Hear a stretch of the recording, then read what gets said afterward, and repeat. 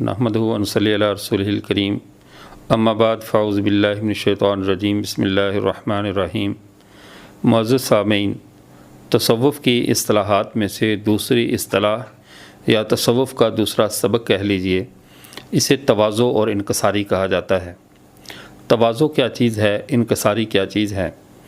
تواضع کہتے ہیں کہ اپنے امتیاز کا انکار کرنا، اپنے امتیاز کی نفی کر کے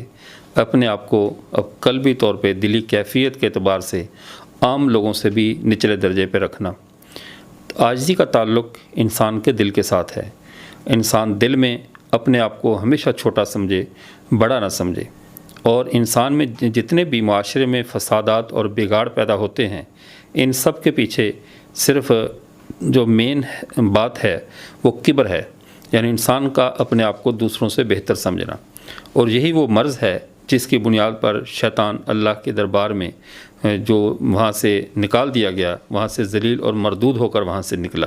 اور وہ کبر تھا کہ اپنے آپ کو بڑا سمجھنے کا مرض۔ تو عاجزی ایک ایسی چیز ہے جو اللہ کو بہت پسند ہے۔ نبی کریم صلی اللہ علیہ وسلم نے ارشاد فرمایا، جو شخص اللہ کے لیے عاجزی اختیار کرتا ہے، اللہ تعالیٰ اسے بلندی اور عزت عطا فرماتے ہیں۔ مسند احمد ابن حنبل میں حدیث مبارکہ ہے، حضرت عمر رضی اللہ تعالیٰ نے باقاعدہ ہاتھ کے اشارے سے وضاحت فرمائی، من تواضع للہ، جو اللہ کے لیے یوں عاجزی اختیار کرے کہ نیچے جھک جائے، زمین کے ساتھ لگ جائے، یعنی اپنے آپ کی اپنی حیثیت کو مٹا دے، رفعہ اللہ اس کو یوں بلند کر دیتے ہیں۔ یعنی جو اللہ کے لیے عاجزی اختیار کرتا ہے، اللہ کے لیے یعنی دلی طور پہ جھک جاتا ہے اور خدا کی مخلوق کو حقیر سمجھنا چھوڑ دیتا ہے، اللہ ایسے شخص کو عزتیں اور بلندیاں عطا فرماتے ہیں۔ ہمارے معاشرے میں عاجزی کا ایک فیشن بن چکا ہے۔ وہ فیشن یہ ہے کہ ہر آدمی اپنے آپ کو یہ کہتا ہے، میں تو گناہ گار ہوں، بندہ حقیر پر تقصیر ہوں، فقیر ہوں۔ یہ صرف لفاظی کی حد تک رہ گیا ہے۔ کیا دلی طور پر اپنے آپ کو فقیر سمجھتا ہے یا نہیں؟ حضرت حکیم الامت حضرت مولانا محمد اشرف علی تھانوی رحمۃ اللہ علیہ جو اپنی کتاب حیات طیبہ میں فرماتے ہیں، وہ کہتے ہیں یہ جو اپنے آپ کو ظاہری عاجزی کا اظہار کرنا ہے، کہ بعض لوگ باقاعدہ اس کا اس طرح اظہار کرتے ہیں کہ میں تو بہت گناہ گار ہوں، بہت خطا کار ہوں، سیاکار ہوں، اور اس طرح کا اظہار کرتے ہیں۔ لیکن فرمایا کہ اگر ان کے منہ پر یہ کہہ دے کہ آپ بالکل ٹھیک کہہ رہے ہیں، آپ واقعی گناہ گار ہیں، تو اس وقت یہ ان کی حیثیت اور ان کی قلبی کیفیت بدلتی ہوئی دیکھنے والی ہوتی ہے۔ پھر وہ کہتے ہیں یہ تو ویسے کہا تھا، اس کا مطلب ہے کہ بندہ بات بھی نہ کرے، یہ آپ نے کیا، آپ مجھے اس طرح کا سمجھتے ہیں؟ یعنی بعض اوقات عاجزی کا اظہار اس لیے کیا جاتا ہے کہ لوگ میری تعریف کریں، اور وہ کہیں نہیں حضرت آپ تو ایسے نہیں، آپ تو بہت اللہ والے ہیں، تو تعریف سننے کے لیے بھی اپنے آپ کو گناہ گار ہونے کی ظاہر کیا جاتا ہے۔ حضرت نے فرمایا جب اس طرح ہو تو ان کے اگر کم از کم اگر بظاہر رکھ رکھاؤ کرتے ہوئے، لحاظ کرتے ہوئے زبان سے کچھ نہ کہیں، تو ان کے دل میں یہی ہوتا ہے کہ اس کو کوئی موقع ملے تو میں اس کو ویسے کھا جاؤں کہ اس نے میرے معاملے میں ایسی بات کیوں کی کہ میں نے اپنے آپ کو گناہ گار کہا، اس نے کہا جی واقعی آپ گناہ گار ہیں، تو یہ کیوں ہوا؟ ہاں اگر اس کے باوجود اس کے کہنے پر بھی اس کے دل میں کوئی تغیر نہ آئے، بلکہ واقعی یہ نادم ہو اور کہے بالکل ایسے ہی ہے، آپ نے ٹھیک پہچانا، تو یہ شخص واقعی عاجز ہے۔ عاجزی کا مطلب ذلت نہیں ہے کہ مومن کسی کے سامنے مسلمان اپنے آپ کو ذلیل کرے، کوئی اسے ذلیل کرے تو یہ برداشت کرتا رہے۔ عاجزی کا مطلب ذلت نہیں ہے۔ عاجزی کا مطلب اپنے آپ کو دوسروں سے کم سمجھنا ہے، اپنے آپ کو دوسروں سے بڑا نہیں سمجھنا، کسی کو اپنے آپ سے حقیر نہیں سمجھنا، یہ مطلب ہے۔ اس کا مطلب تذلیل قطعاً نہیں ہے۔ عاجزی اور ذلت اللہ کے لیے جو ہے وہ آدمی عاجزی اختیار کرے تو عزت ملتی ہے، لیکن ایسے موقع پر جہاں پر اہل علم کی اپنے منصب کی اہانت ہو رہی ہو، اور اپنی ذلت کو ایسے موقع پہ برداشت کرنا جس سے اہل علم کی ذلت برداشت ہو رہی ہو، تو وہاں ذلت برداشت کرنے کی اجازت نہیں، اسے عاجزی نہیں کہا جائے گا، اسے مداہنت اور یعنی کہ غیرت کی کمی کہا جائے گا۔ اس لیے کہ تکبر و مال متکبر عبادتوں اور بعض عجزن، کے متکبر کے سامنے اکڑ والے کے سامنے، دین و داروں کے سامنے اپنی اکڑ رکھتا ہے، اس کے سامنے سینہ تان کر رہنا بھی عبادت ہے اور عاجزی میں شمار ہوتا ہے، لیکن اس میں بھی حقیر نہیں سمجھنا، بلکہ اس کے غرور کو توڑنے کے لیے اس کے سامنے سینہ تان کر رہنا، یہ بھی عاجزی ہی کی قسم ہے۔ لیکن مجموعی طور پہ عاجزی یہی ہے کہ سالک اپنے آپ کو سب سے کم سمجھے، دل میں ذرا سا بھی کبر کا ہونا اور دل میں ذرا سا بھی اپنی بڑائی کا خیال ہونا، یہ اللہ کے راستے پہ چلنے والوں کو زیب نہیں دیتا اور وہ اپنی منزل کو نہیں پہنچ سکتے۔ اس کی آپ مثال سمجھیے، انبیاء کرام علیہ الصلوۃ والسلام کے تمام جتنا بھی انبیاء کا سلسلہ ہے، سب نبیوں کے معاملے میں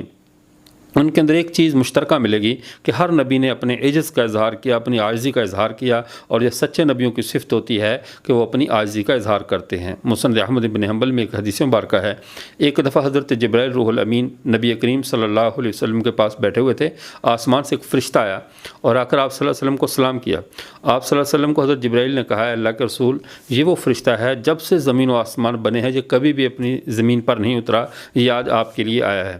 اس نے آ کر سلام پیش کیا اور کہا اے محمد صلی اللہ علیہ وسلم، کیا آپ بادشاہ نبی بننا چاہتے ہیں یا بندہ نبی بننا چاہتے ہیں، یعنی ایک اللہ کا فرما بردار بندہ، مطیع اور عاجز انسان بن کر عاجز نبی بننا چاہتے ہیں؟ تو یہ عبد کا ترجمے کے اعتبار سے بات کر رہا ہوں۔ اب جبرائیل نے فوراً کہا اے اللہ کے رسول، آپ عبدیت اور رسول کو ترجیح دیجیے۔ آپ صلی اللہ علیہ وسلم، میں اللہ کا عبد اور رسول بننا چاہتا ہوں، بندہ اور رسول، مجھے بادشاہت نہیں چاہیے۔ یعنی یہ آپ صلی اللہ علیہ وسلم نے عاجزی اور عبدیت والی صفت کو پسند کیا اور جب اس فرشتے سے یہی کہا کہ مجھے یہی صفت چاہیے۔